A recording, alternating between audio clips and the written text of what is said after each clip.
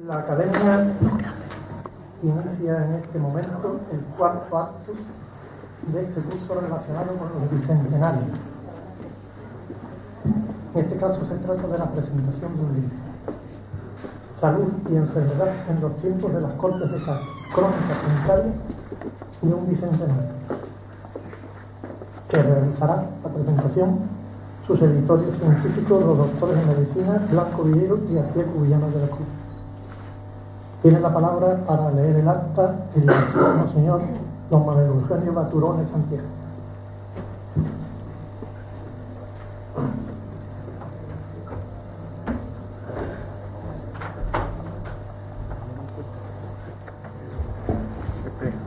En la sesión de Junta de Gobierno del día 25 de septiembre del año actual, acta número 270, se acordó incluir en la programación de los actos de la Academia la presentación del libro Salud y enfermedad en los tiempos de las Cortes de Cádiz, crónica sanitaria de un bicentenario, a cargo de sus editores científicos, los doctores en medicina Blanco Villero y García Cubillana de la Cruz, académicos numerarios, quedando fijado el acto para el día de hoy.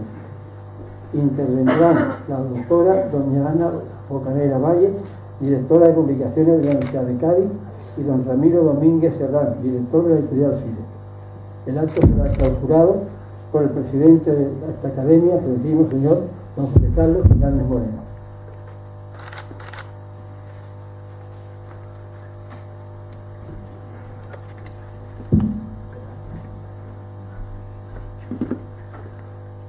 Muchas gracias, don Manuel Baturone.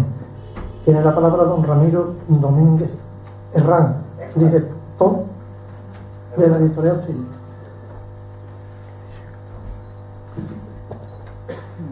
Muy buenas tardes, presidente, autoridades, amigos y amigas. Algunos incluso de hace mucho tiempo, como el doctor Ángel Benítez y su mujer, que nos acompañan esta tarde. Bien,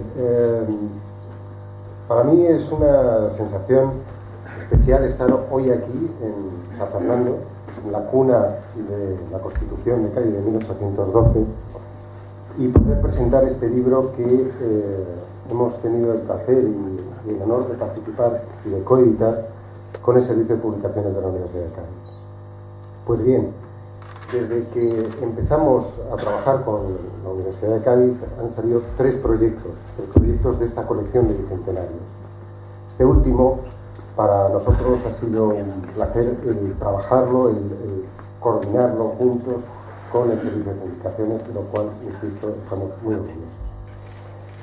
El objeto final que ustedes van a ver y que presentamos esta tarde, el libro en sí, tiene un proceso especial de trabajo. No es coger y decir, bueno, volcamos unos textos y sin más.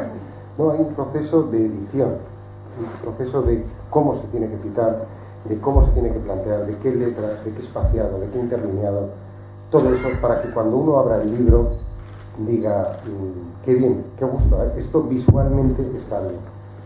Eso es muy importante y en ese sentido buscamos una de las piezas claves para lo que es un objeto bello y bonito y que tenga un aspecto agradable. Buscamos, gracias a una profesional y una especialista en historia de arte, la imagen de la cubierta. Buscamos algo que fuera impactante, pero que a la vez tuviera una esencia y que tuviera belleza. Y eso se ha logrado en este caso. Y bueno, en el sentido de lo que es trabajar un libro, ustedes, bueno, pues creen que cuando se plantea el objeto y cuando la gente lo ve, no piensan lo que hay detrás, todo el esfuerzo y el trabajo que hay de unos profesionales que están haciendo que eso sea posible. Y en ese sentido quiero destacar la labor de todo mi equipo, especialmente a Joana Carro, que hoy no nos puede acompañar, y Cristina Pineda Torra, que gracias a ellos ha sido posible el trabajo de este volumen.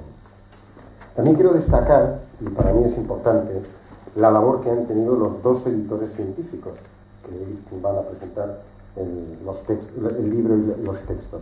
Han hecho un trabajo impecable, han colaborado con la editorial de manera concisa, profesional, y muy serios. Y eso para nosotros, como editorial comercial, es llegar a tiempo a las cosas, es hacer las cosas bien, es que el trabajo esté bien hecho y además que acepten en muchas ocasiones unas normas que la editorial tiene. Y eso es un valor que hay que reconocerles siempre. Cuando uno se encuentra profesionales así, para nosotros es un gran placer. Y bueno, pues decirles que espero que disfruten tanto del libro como nosotros cuando lo hemos estado editando. Muchísimas gracias.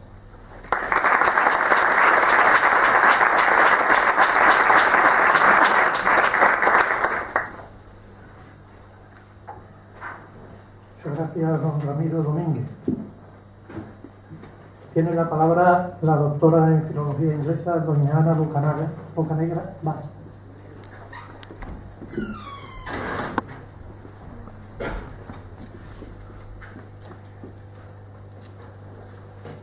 Buenas tardes a todos. Bienvenidos a la presentación. ¿Se oye bien? ¿Sí?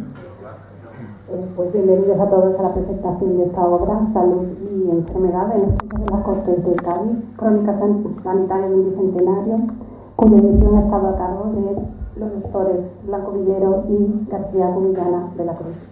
En primer lugar, quiero agradecer al excelentísimo señor presidente y a la Junta de Gobierno de la Real Academia de San Romualdo de Ciencias, Letras y Artes de San Fernando su acogida y su disponibilidad para celebrar en sus instalaciones la presentación de esta obra.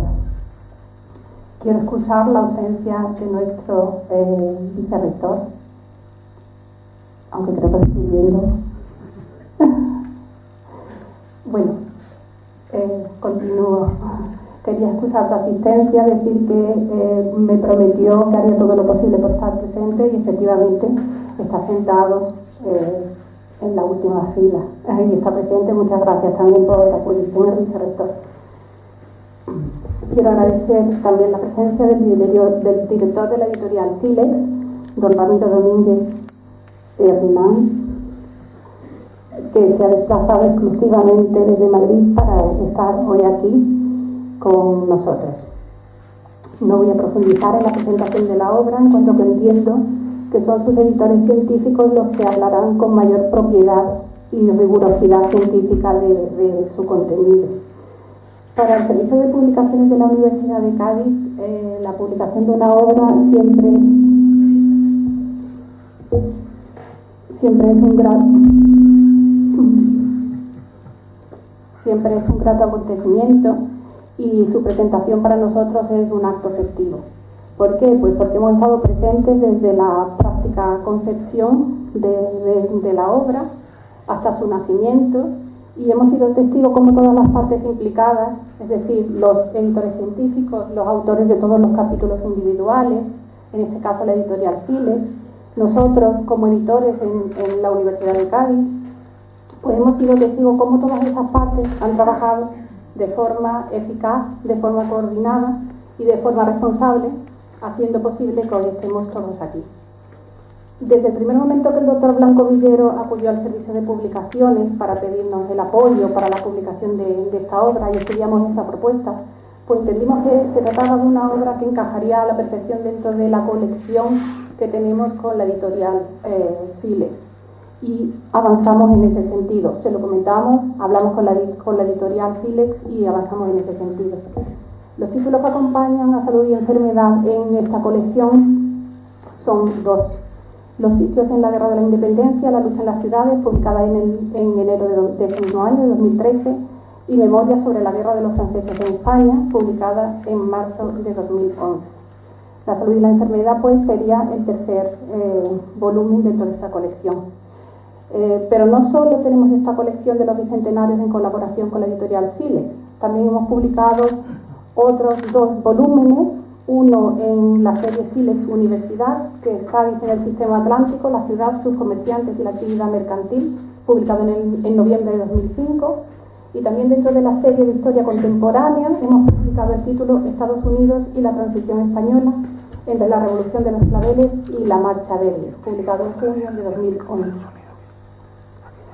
Bueno, llegamos a este punto, me gustaría añadir que en las conmemoraciones del 12 han florecido una multitud de obras de índole histórica y jurídica dedicadas al estudio de la conmemoración de la Constitución, a los enfrentamientos militares que hubo en aquellos años, a la actividad cultural y mercantil en la sociedad gaditana de la época, al liberalismo floreciente. Han sido obras que homenajean a políticos, a militares, a historiadores, a escritores, pero no a la población que convivió con esos políticos, con esos historiadores y con esos escritores. Y cómo la guerra afectó a su modus vivendi e impactó en su alimentación, en su higiene, en sus cuidados médicos, en su vida diaria. Como explica y relata magistralmente el profesor Manuel Bustos, que ha sido el encargado de prologar la obra, en todas las publicaciones habidas con motivo del bicentenario quedaba por llenar una página, sin duda relevante, pero al mismo tiempo desconocida. Esta página son los asuntos relativos a la ciencia médica, a las instituciones higiénico-sanitarias, a la salud y a la enfermedad de la población. A nuestro modesto entender, creemos que esta página ha sido llenada con esta obra, Salud y enfermedad en los tiempos de las Cortes de Cádiz, crónica sanitaria de un bicentenario. Desde el Servicio de Publicaciones de la Universidad de Cádiz manifestamos nuestra satisfacción con el resultado y trasladamos nuestra más sincera felicitación a todos los autores participantes en todos y cada uno de los capítulos que componen la obra y especialmente a sus dos editores científicos, los doctores Blanco Villero y García Cubillana de la Cruz. Muchas gracias.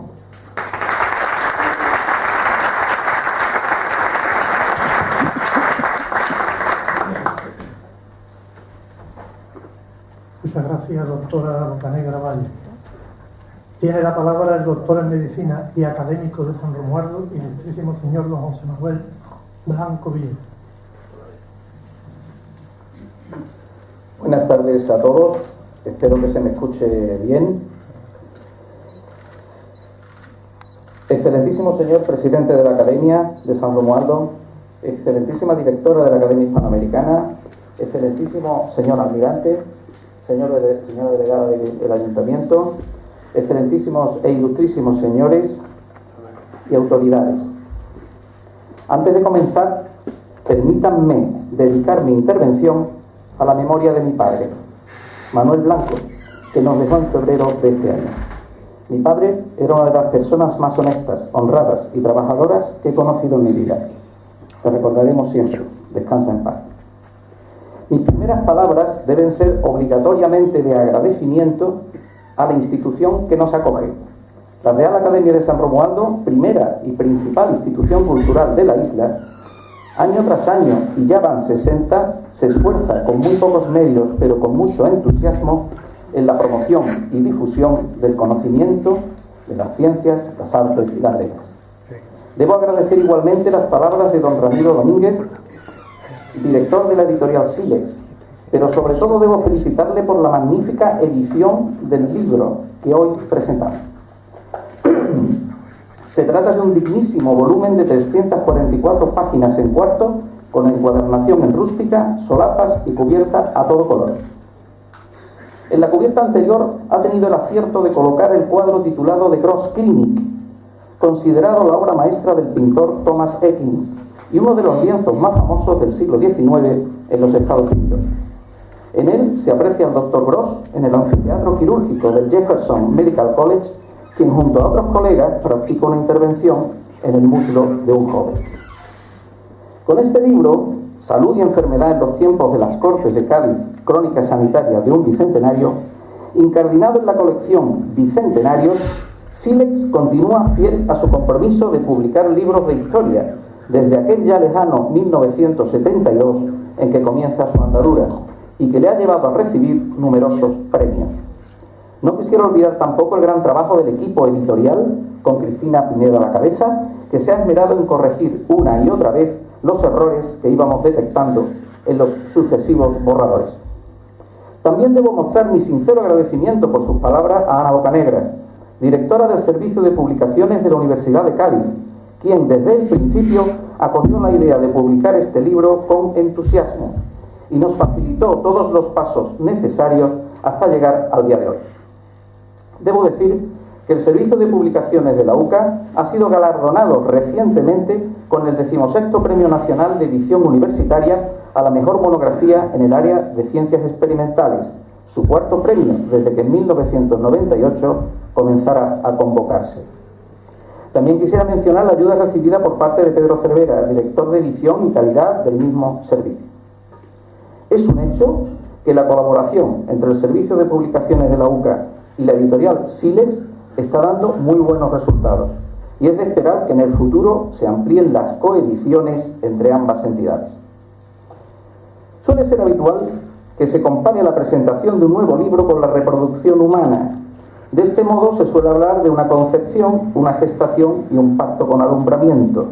Sin embargo, el libro que hoy presentamos tiene muchas más similitudes con el ciclo reproductor de los insectos, que incluye además una fase larvaria y otra de pupa o crisálida. La concepción del libro data de comienzos del 2010, cuando el entonces director de la Oficina del Bicentenario acudió a mí para que organizara un simposio sobre la salud y la enfermedad en aquellos tiempos. Acogí la propuesta con cierto escepticismo que fue disipándose a medida que los participantes a los que iba solicitando su colaboración me iban diciendo que sí a la primera. Todo se organizó de manera ejemplar, con la inestimable ayuda del personal de la Oficina del Bicentenario. De este modo, tras una fase larvaria de 10 meses, en noviembre del 2010, se desarrolló el evento con brillantez y gran afluencia de inscritos, entre ellos muchos alumnos de la Facultad de Medicina de Cádiz. Tras esta magnífica puesta en escena, quedaba la segunda parte. Yo había puesto como condición para organizar el evento que las conferencias fuesen publicadas en forma de libro, porque a ello me comprometí con los participantes. Esta publicación nunca llegó a concretarse de una forma digna, ya que, como suele ser habitual, no había fondos suficientes. Comenzó entonces la fase pupal. Para los no entomólogos, diré que en esta fase crítica de la vida de un insecto se producen, fuera de nuestra vista, una serie de transformaciones tras la que o bien el insecto muere o cambia de forma para dar lugar a una bella mariposa o a un magnífico escarabajo. En esta fase de futuro incierto permaneció el libro hasta que en marzo de 2012 lo presentamos al Servicio de Publicaciones de la UCA. Como ya hemos mencionado, Ana Bocanegra, a la sazón directora de dicho servicio, nos dio muchas esperanzas de publicación en coedición con la editorial Silex. Y así, un mes más tarde, en abril, el director de Silex, Ramiro Domínguez, felizmente hoy entre nosotros, dio su visto bueno a la publicación, siempre y cuando pasara la evaluación externa por 2 expertos independientes.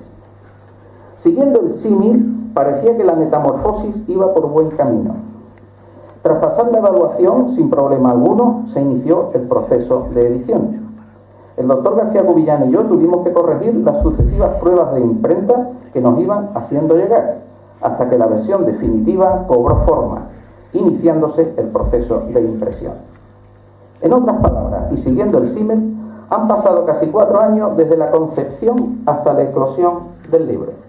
Tenemos, por tanto, que felicitarnos todos, autores y editores, de que el resultado esté hoy a la vista. Como ya dijimos, el libro consta de 344 páginas, repartidas desigualmente en 16 capítulos, en los que han participado un total de 18 autores. Debo hacer una mención especial a nuestro prologuista, el prestigioso profesor y amigo, don Manuel Bustos Rodríguez, que no ha podido estar hoy con nosotros porque tenía hoy mismo que presentar una ponencia en Madrid. Yo no voy a desgranar ahora el contenido de los capítulos, porque acerca de ello va a hablarnos seguidamente el doctor García Cubillán. Pero en cambio sí quiero decir algunas palabras acerca del periodo histórico y las circunstancias sociosanitarias en las que se desarrolla el contenido de este libro. El periodo se sitúa entre la Ilustración y el Romanticismo. La segunda mitad del siglo XVIII vio como España salía de su decadencia. Se habían producido grandes reformas, recuperado la demografía y el Imperio español había alcanzado su máxima expansión. La ciencia ilustrada hacía pensar en una recuperación intelectual imparable. España era una potencia europea. En lo que a la ciencia se refiere, se crearon instituciones modélicas, tanto civiles como militares, entre ellas los reales colegios de cirugía, academias de matemáticas, el Real Jardín Botánico de Madrid, el Real Gabinete de Historia Natural. También se crea el Real Observatorio de la Marina en Cádiz, la Academia de Pilotos y otras muchas instituciones.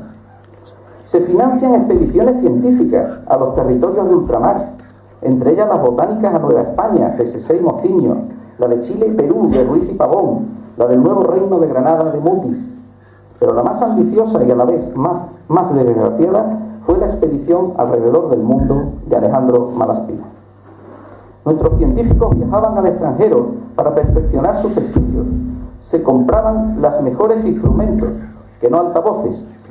En Londres y París todo parecía posible. Pero en el siglo XX comenzó para España con los peores augurios. El impacto de la Revolución Francesa se va a hacer sentir con toda su fuerza en la política española. Hay historiadores que afirman que nuestro drama contemporáneo arranca precisamente de esta revolución. Para empezar, la Baja Andalucía va a sufrir en 1800 la peor epidemia de fiebre amarilla de su historia, que dejó una grave crisis de población. Es el mismo año que Bonaparte convence a Carlos IV para que herede de nuevo a Godoy. En 1804 Napoleón se proclama emperador y España camina con él hacia el mayor desastre de nuestra historia naval, la batalla de Trafalgar.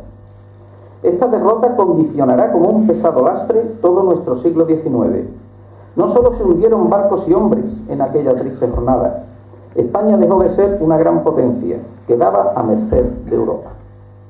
En 1807 Napoleón ya había decidido convertir a la península ibérica en un estado satélite de París. El resto es historia conocida, la invasión francesa. Mientras los españoles se enzarzan con los invasores, las instituciones se refugian en la isla de León y Cádiz. Esta tierra, asediada y con los 4 jinetes del apocalipsis, peste, guerra, hambre y muerte, llamando a la puerta, fue capaz de acoger como se merecían a los representantes de la España libre de ambos hemisferios, para elaborar nuestra primera Constitución. España estuvo cerca, muy cerca, esta segunda pérdida de España. Luego vendría la pérdida de los territorios de ultramar y la vuelta del absolutismo, pero esto, como diría Kipling, es ya otra historia. Pero ¿y la medicina? El espíritu de la Ilustración, como no podía ser menos, también impregnó a las ciencias médicas. La salud y la enfermedad se convierten en temas centrales para los hombres de la Ilustración. Alumbrados por la razón y apoyados por los llamados déspotas ilustrados, fueron capaces de superar el aristotelismo y el galenismo imperantes. Entre otros avances, se rehabilitó socialmente a la cirugía y a los cirujanos, hasta ese momento relegados a un segundo plano. También podemos destacar como uno de los mayores logros la mejora en las condiciones sanitarias de soldados y marineros. Iniciada en Inglaterra con figuras como Pringle, Link o Blaine, en España se concretó en la enorme figura de Pedro Virgili y el Real Colegio de Cirugía de Cádiz, tras cuyas telas fueron los de Barcelona y San Carlos de Madrid. En estos reales colegios se hacía una medicina de vanguardia frente a la pésima enseñanza universitaria de la medicina en aquellos años. Los estudiantes más sobresalientes eran enviados a las mejores universidades de Europa y se importaban los mejores instrumentos y libros. Además, ¿por qué no recordarlo? En Cádiz se unieron los estudios de la medicina y la cirugía. Se comenzó a hablar de prevención, noción casi sin precedentes en la medicina. Para algunos, la vacuna en la lucha contra la viruela fue el logro más importante de la medicina ilustrada. En España, esta lucha se tradujo en la expedición filantrópica de la vacuna, que encabezada por Javier de Balmis comenzó en 1803. Pero no se confundan. Para aquellas personas presentes en esta sala que no conozcan en profundidad la historia de la medicina, debo decir que aquella ciencia médica, ya podemos llamarla así, no era ni siquiera parecida a la que conocemos hoy, ni aún a la que se conocía a finales del siglo XIX. En aquellos años no se sabía absolutamente nada acerca de los microbios, de ahí el nombre de época prebacteriana. Los médicos se dividían entre contagionistas y anticontagionistas. Los que creían en el contagio pensaban, siguiendo a Hipócrates, que ciertos miasmas podían pasar de un cuerpo a otro, originando cambios químicos en el organismo. Para Hipócrates, estos miasmas eran las emanaciones o exhalaciones contenidas en el aire, y estaban en el origen de las enfermedades colectivas, que no de las individuales, que eran originadas por un régimen vital no adecuado. Estos miasmas podían proceder de los astros, subir desde la tierra o provenir de cadáveres en descomposición. Los efluvios, como causa de las epidemias, tendrán vigencia hasta la segunda mitad del siglo XIX, cuando el descubrimiento de los microbios dé lugar a la era bacteriana de la mano de Louis Pasteur. Si no se sabía nada acerca de los gérmenes, mucho menos acerca del papel de los insectos vectores en la transmisión de enfermedades infecciosas. Como consecuencia, se desconocían conceptos como la sepsia, la antisepsia. Las intervenciones quirúrgicas en las cavidades estaban prácticamente vedadas, pues ni el dolor, ni la infección, ni la hemorragia estaban resueltos. Se desconocía la naturaleza de la lesión. La anatomía patológica macroscópica se efectuaba sobre el cadáver, pero aún no se usaba el microscopio para identificar los tejidos y las lesiones. Para ello tendríamos que esperar la obra de Rudolf Virchow en la segunda mitad del siglo XIX. Los médicos no tenían medios auxiliares de diagnóstico, armados únicamente con los órganos de los sentidos, incluyendo el sentido común, y de sus conocimientos. El médico tenía que vérselas con el enfermo y la enfermedad, nada de radiografías, análisis clínicos, anatomía patológica u otras. En cuanto al arsenal terapéutico, solo comentaré que era de eficacia limitada. El nuevo conocimiento de la botánica americana, sin embargo, supuso la adopción de nuevas plantas medicinales para uso terapéutico, singularmente la quina. En lo referente a los hospitales, si bien su número aumentó y la calidad de la asistencia mejoró, no podemos decir que fuesen del agrado de los enfermos. Hospital y muerte estaban asociados en la mente de los ciudadanos, y con frecuencia no sin razón. Todo el que podía prefería ser atendido en su casa, incluso en épocas de epidemia. Aquellas grandes salas llenas de camas, lamentos y malos olores repelían a los posibles usuarios. Para tratar acerca de todos estos temas, hemos contado con un elenco de autores de reconocido prestigio, procedentes de distintos ámbitos del conocimiento. Así tenemos a médicos, farmacéuticos, enfermeros e historiadores, tanto civiles como militares. A todos ellos, mi más sincero agradecimiento por su desinteresada colaboración en esta obra colectiva. También quiero agradecer al público su presencia en este acto, en unas fechas de apretado calendario de actividades académicas y culturales. He dicho. Gracias.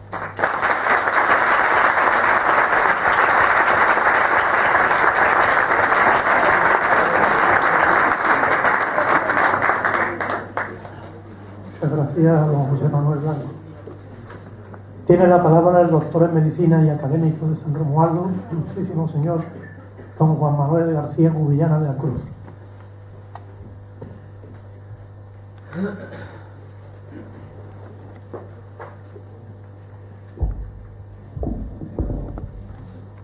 Con la venia, presidente, almirante, permiso. Buenas noches, excelentísimas e ilustrísimas autoridades civiles y militares, ilustrísimos compañeros académicos, señoras, señores, amigos todos. Tras la excelente exposición de la génesis del libro por mi predecesor, el doctor Blanco Villero, que ha sido el verdadero inductor y que gracias a él esto ha cristalizado, lo debo decir en público, tengo el encargo de hablar someramente de su contenido. Yo quisiera comenzar mi presentación con dos palabras, muy de moda actualmente, y que pueden ilustrar el inicio de mi exposición, y son empatía y resiliencia. Empatía fue la que quiso demostrar el comité organizador de las jornadas allá por marzo del 2010, al considerar que la isla de San Fernando merecería un evento histórico sanitario que conmemorase la efeméride. Y resiliencia es la que ha corroborado el comité editor al poder culminar la tarea de esta edición, soslayando diversos y numerosos imponderables. Todos los autores pertenecen a instituciones que derivaron de las existentes en el primer tercio del siglo XVIII. No olvidemos que el Real Colegio de Cirugía de la Armada de Cádiz, una institución militar de la Armada fundada por Pedro Virgilio en 1748, y emporio de los estudios universitarios en la provincia, fue la que tuvo el prestigio de innovar las ciencias medioquirúrgicas en España, y que una vez que fue suprimido en 1836, el Real Colegio se segregó en un ente militar, que fue el extinto Cuerpo de Sanidad de la Armada, y en otro civil, la Facultad de Ciencias Médicas, actual Facultad de Medicina, y germen del resto de las disciplinas universitarias en la zona. Entre los autores hay catedráticos y profesores de universidades de Granada y de Cádiz, jefes de la Armada y de su extinto Cuerpo de Sanidad, doctores y licenciados en medicina, farmacia, química, enfermería e historia, la mayoría de ellos formados en instituciones gaditanas. 11 de ellos son miembros de academias, tanto andaluzas como nacionales, y 5 de nuestra Real Academia de San Romualdo de Ciencias, Letras y Artes. Estoy convencido que con su contribución científico-literaria han logrado devolver con creces a la sociedad, como decía Platón, los recursos invertidos en su formación, en pro de la conmemoración de la efemérides. El contenido del libro se contextualiza mayoritariamente en la época de las Cortes de Cádiz, aunque algunos de los autores han sabido situar su temática en un marco más amplio, desde el movimiento de ideas conocido como Ilustración, siglo XVIII, hasta el 900, en sus sucesivas etapas del romanticismo y positivismo. El texto comienza con un extraordinario prólogo, escrito por el profesor Manuel Bustos, elaborado con la maestría y excelente prosa que le caracteriza. Solo con hojearlo, el lector se adentra y percata de todo su contenido. Los 2 primeros capítulos se introducen en los periodos históricos donde se centran los acontecimientos, como hemos dicho, entre la Ilustración y el romanticismo, desde el conocimiento del cuerpo humano hasta la influencia que estos avances supusieron para la sociedad de la época. Para ello, uno de los autores utiliza la figura de 2 grandes científicos que vivieron en nuestra isla, Antonio de Ulloa, en el que se encarna el proyecto de la Ilustración, e Isaac Peral, modelo de intelectual e inventor de la segunda mitad del siglo del romanticismo. En este tránsito se hace especial hincapié en las bases teóricas y prácticas sobre las que actuaron médicos y cirujanos, tanto en Europa como en España, sin obviar las principales enfermedades que afectaron a nuestra provincia en estos años cruciales de la historia de España. Para la adecuada exégesis de lo que supuso para la población estas epidemias, un capítulo trata de la demografía sanitaria en el marco de las Cortes de Cádiz, lo cual significó el embrión de la estadística oficial española. Este capítulo contempla una aportación del patrón epidemiológico de la mortalidad de la bahía gaditana en los últimos 200 años. Uno de los aspectos más interesantes de la sanidad de la época lo constituyeron los establecimientos sanitarios, es decir, los hospitales, debiéndonos retrotraer, como ha dicho el profesor Blanco, a la consideración de albergue y refugio de los más necesitados, más que una verdadera y eficaz asistencia sanitaria. En la mente de todos se asociaba el binomio hospital y muerte, y todo aquel que podía prefería ser atendido en sus domicilios. La medicina privada solo era una prerrogativa de los ricos. 2 capítulos se dedican a los hospitales de la isla de León durante el asedio francés, nosocomios civiles, militares y provisionales, incluyéndose 2 aportaciones historiográficas inéditas acerca del lazareto de Infante. Se describe la terapéutica empírica empleada en la época, aún bajo la influencia de Dioscórides y Galeno, lejos de toda consideración científica, de acorde a la etapa anatomoclínica en la que estaba inmersa la medicina en los primeros años del siglo XIX. No podía faltar en el texto una exhaustiva dedicación a uno de los 4 jinetes del Apocalipsis, la peste, entiéndase las epidemias, la peor de todas, la de la fiebre amarilla de 1800, que afectó a toda la población de la Baja Andalucía y que ocasionó tal estrago en la gente joven que se invoca como una de las causas del desastre de la batalla de Trafalgar 5 años más tarde, al tenerse que reclutar dotaciones de leva sin cualificar. En una íntima relación con las epidemias se encontraba la higiene pública, dedicándose 2 capítulos a su exposición. En uno de ellos se realiza una revisión de la historia de la entonces moderna disciplina médica, resaltándose cómo sus inicios coinciden en el tiempo con los hechos acontecidos en la Bahía de Cádiz durante las Cortes. El segundo capítulo trata no solo de la sanidad y salubridad públicas, sino también de la moralidad de las gentes en esos años convulsos de la historia de España. Tratándose de Cádiz, no podían faltar capítulos dedicados a la sanidad naval, que había experimentado un inusitado auge con la creación del Real Colegio de Cirugía de la Armada en el siglo anterior. En uno de ellos se pormenorizan los avatares de la aplicación de las medidas preventivas sanitarias en los buques de la Armada de la época, entre ellas las recomendaciones para evitar el escorbuto, conocido entre los portugueses como el mal de Luanda, en cumplimiento de sucesivas ordenanzas. Y en otro capítulo se trata del Real Colegio, pero de un modo totalmente distinto al estudiado por otros autores. Se escudriña con espíritu crítico las relaciones familiares entre los directores y catedráticos de la institución, atisbándose tratos de favor y de influencia en la designación de los cargos docentes. De manera exhaustiva, en otro apartado, se tratan con detalle las semblanzas de los médicos, cirujanos y practicantes, tantos militares como civiles, españoles, franceses e ingleses, que de una u otra manera estuvieron implicados en los sucesos acaecidos durante el asedio francés a la Bahía de Cádiz.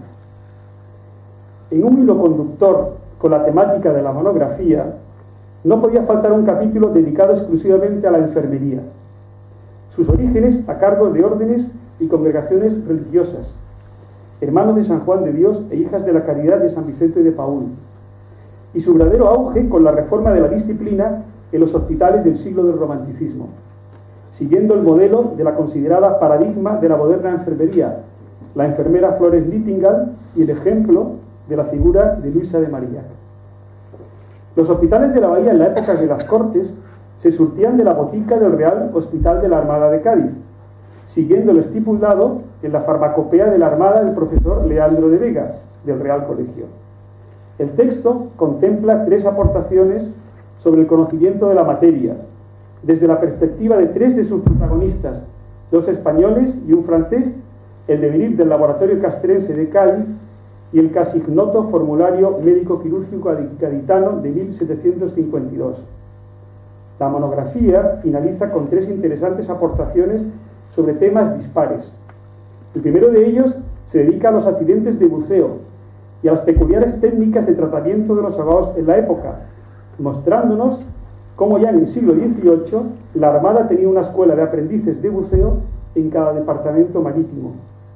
El segundo de ellos aporta datos inéditos de la historiografía de un médico civil que ejerció en el puerto de Santa María de forma ejemplar durante 40 años, entre los que se sitúa el periodo de la época que se trata.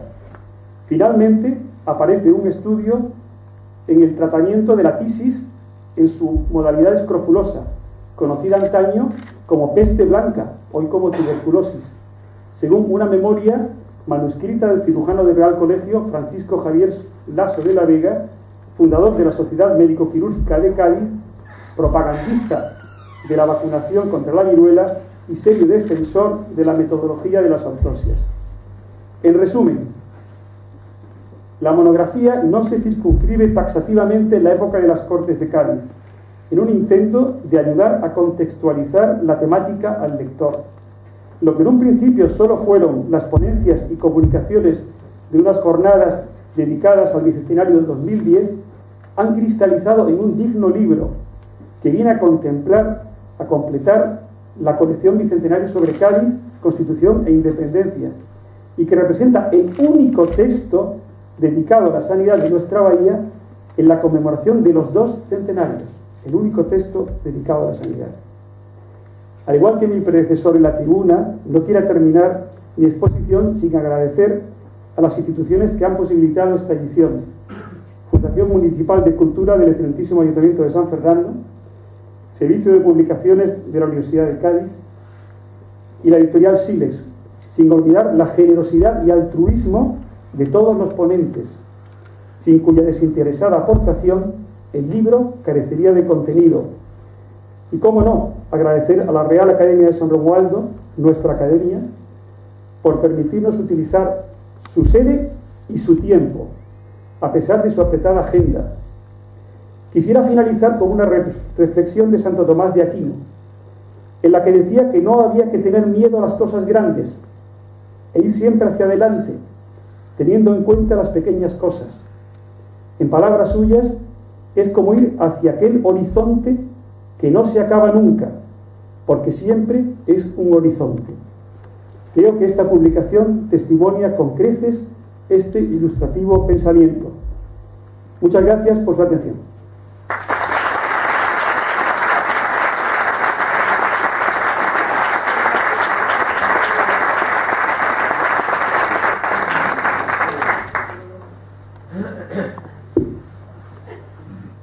Muchas gracias, don José Manuel.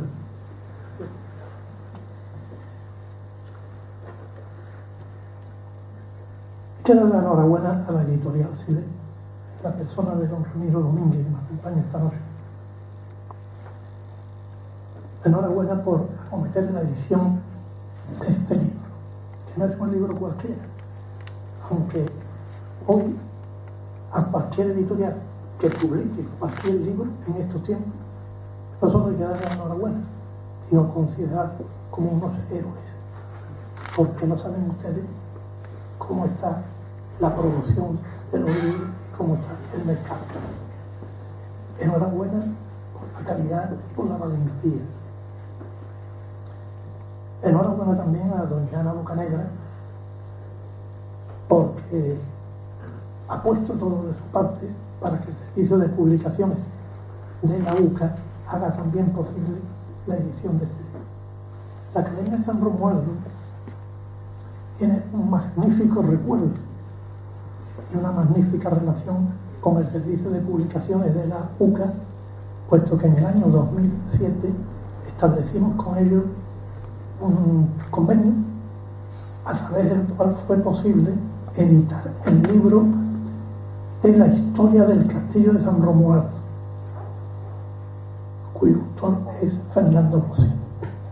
La edición de ese libro estaba absolutamente fuera del alcance de la Academia, y gracias al servicio de publicaciones de la UCA, pues el libro vio la luz y está en las librerías a disposición de todo el mundo, en un trabajo de Fernando Rossi excelente.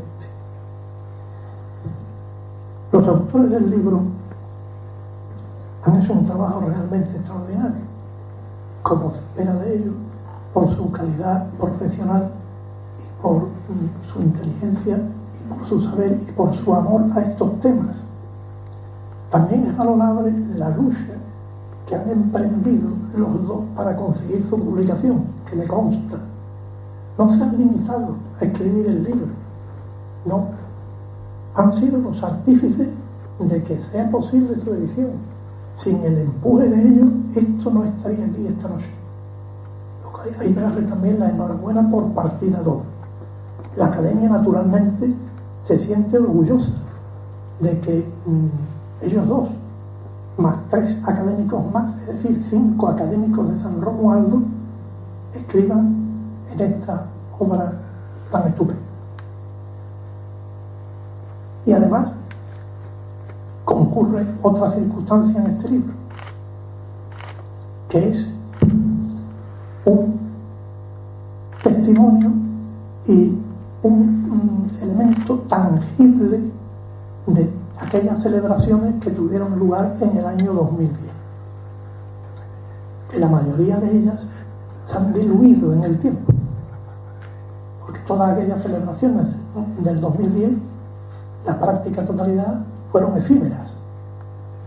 Es decir, no ha quedado una constancia, una trascendencia, un beneficio claro, positivo para esta ciudad, un testigo que en este caso sí lo tenemos, de aquella jornada de noviembre de 2010, donde igualmente, pues bueno, hubieron resultados muy brillantes, que duda cabe, pero también se hubieran olvidado en el tiempo. Aquí queda el documento de todo aquello, el trabajo de todo aquello. Y un libro que siempre estará vigente, porque bien, es un libro de lectura, pero sobre todo un libro de consulta, un libro de historia. Y como muy bien ha dicho don Juan Manuel García Gubillana, es un el único documento relacionado con los bicentenarios que se ha publicado, el único texto que se ha publicado, lo cual es motivo también de satisfacción y de orgullo para todos, para ellos, para la academia, para la ciudad, para todos, para la ciudad no solo esta, sino la de Cádiz también. Esta es una labor muy bien hecha y un trabajo muy bien hecho, digno de la mayor de las valoraciones. Ustedes lo tienen a su disposición, solo al salir lo pueden adquirir y tenerlo, porque de verdad que merece la pena. Nosotros, es decir, la Academia de San Romualdo, a la que ellos pertenecen desde hace muchos años, pues ha cogido esto como lo que es, como suyo, porque ellos están, ¿dónde? En su casa, y en su casa se ha presentado este libro con el orgullo de todos los académicos y estoy seguro de todos ustedes y de toda la ciudadanía de San Fernando. El próximo acto que tendrá la Academia también está relacionado con el bicentenario del 2013. Tendrá lugar en el Centro de Congreso el próximo martes. Es una conferencia titulada Las Cortes, en este caso en la literatura. Las Cortes en la literatura con motivo de 1813, que estará a cargo del ilustrísimo señor don Miguel Cruz Giralde, doctor en Filología Hispánica y académico correspondiente de San Romualdo. La Academia agradece la presencia de la señora teniente de alcalde, doña Cristina Arjona, del excelentísimo señor almirante de la Carraca, el editor de la doctora Bocanegra, de los miembros de la corporación municipal, de la excelentísima señora directora de la Academia Hispanoamericana y de los presidentes de los excelentísimos colegios de médicos, de enfermería y de psicología que nos acompañan esta noche. También, naturalmente, la presencia de todos ustedes. Antes de clausurar el acto, quiero pedirle disculpas por dos circunstancias. La primera de ellas, ajena a mí, que es esta evidente afonía que tengo, por la que será muy molesto el que hayan tenido que escucharme en estas condiciones. Pero insisto, es ajena a mi voluntad. La segunda, ajena a la Academia, es que en relación con el sonido parece que hemos presentado el libro en un submarino rodeado de cargas de profundidad. Lo siento, queda clausurado el acto. Buenas noches.